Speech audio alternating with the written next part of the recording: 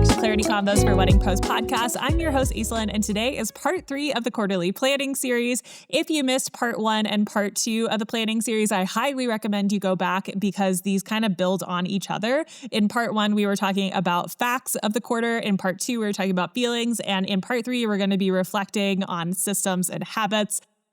This is an exercise I take my high-level clients through every single quarter to help them plan out their quarter and to actually figure out what is happening in their business and where they want to go. This is a 3-part series, and today I'm going to be asking you questions that are going to show you where you might need to clean things up in your business or where you need to celebrate it. Question number 1 for part 3 of the series is, did anything in my inquiry process, anything in my consultation process, anything in my wedding process feel clunky, manual, or not fun? I'm putting that in quotes, not fun. And what am I doing to fix this? So if you looked at your quarter, your past quarter, and you looked at your different parts of your process, so let's say your inquiry process, your consultation process, and then maybe actually your wedding day process, or maybe it's even your editing process, where did it feel clunky, manual, or not fun? So maybe for you, like in your inquiry process, you don't have email templates that are actually serving you well. And so it feels really manual and it feels like kind of like you're like reinventing the wheel every single time someone tries to come through your system. Or maybe during the consultation call process, you let the clients lead the call. And so it feels really heavy and it doesn't feel like really fun for you. And you feel like really nervous during these calls because you don't have a process of how you lead people through the consultation call. Maybe for wedding day, it kind of gets out of hand because you don't have a really good set of timelines. You don't have 3 copies of a timeline on a wedding day. So you're always like just looking at your phone, trying to figure out where am I in the day versus having 3 sets of timelines where if somebody steals your timeline, it's not a big deal because you have 2 other copies. Or maybe on a wedding day during family photos, it feels super clunky and it doesn't feel like you can get it done in 20 minutes or less.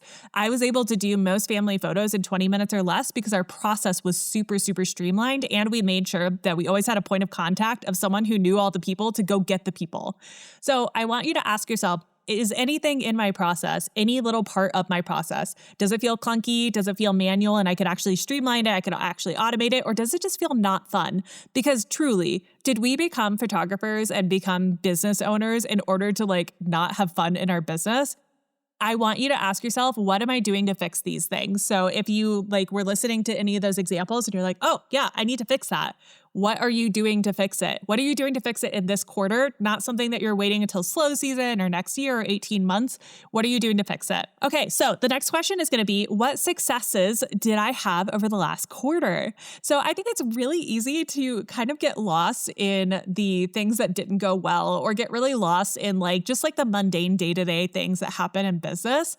And we don't celebrate ourselves enough. And there's actually a lot of scientific studies about celebrating yourself and accountability, which are why those are such big parts of my coaching spaces is I want to use science in order to help you get the results that you want.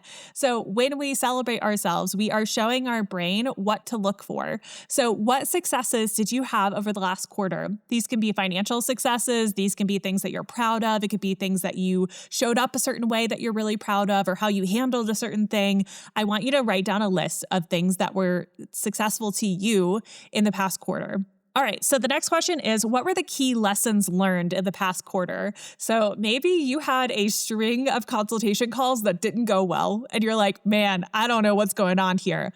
What is the lesson that happened there? What is the lesson that you learned during those consultation calls? So I want you to look at any situations in the past quarter that just kind of bring up a feeling of like, ooh, that was interesting, or ooh, that is something to look at later. This is the time that we're looking at it. What were the lessons that you're learning? What are the things that you can distill out of those situations? The next question that I want you to ask yourself is, what are the habits or practices that helped me this quarter? What are the things that I did this quarter, the habits that I had that helped me to get the things that I wanted in business? So for example, maybe the habit is you did focus work. So instead of being like, oh, I'm going to do 8 hours of work at my desk today, you learned how to do focus work and you were able to get 1 or 2 hours of deep focus every single day. It means that you were able to get further along because you had habits and practices that were supporting the goals that you have. So what are the habits and practices that you had in the past quarter that really helped you?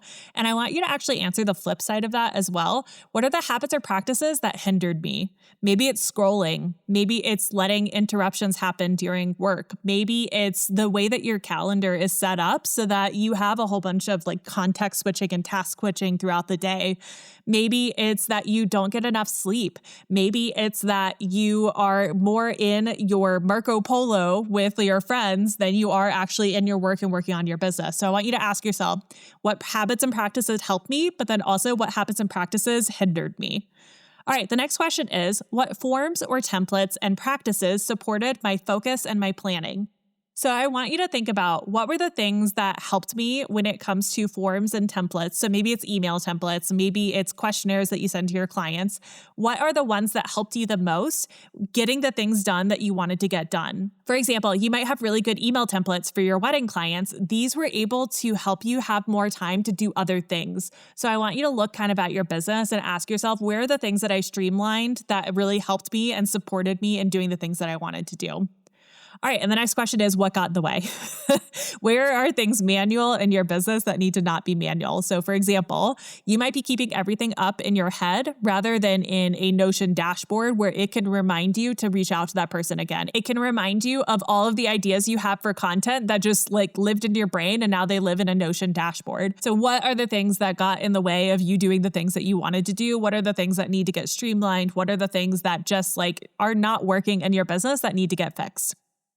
And finally, the final question is, what do you want to make sure that you don't carry into this next quarter? So if you're looking ahead towards the next quarter, what are the things from this past quarter or even the past like couple of quarters that you're looking at and you're like, oh, that cannot come with me?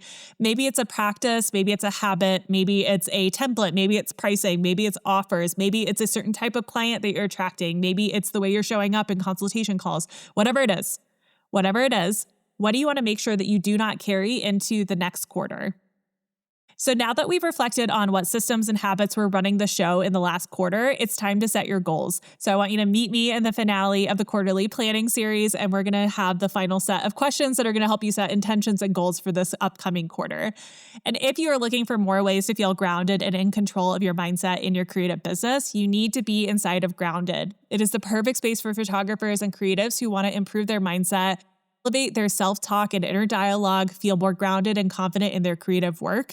And when you join, you're going to get access to audios and trainings for 6 months, such as growing your capacity, getting over comparison, discipline, breathwork, EFT tapping, being more confident, raising your standards. You're also going to be getting weekly drops, which are journal prompts and exercises to train your mind as you become more confident and as you work on your self-talk. And there's an entire module of quick audios to listen to on a wedding day so you can serve your clients better. I cannot wait for you guys to listen to this final episode of the quarterly planning series. It has been so fun to walk you through these sets of questions, and I hope that you are finding this supportive. If you are, please send me a DM on Instagram at Aislinn Coaching or send me an email at hello@Aislinn. I would love to hear what landed for you in these episodes, and I'll see you on the next one.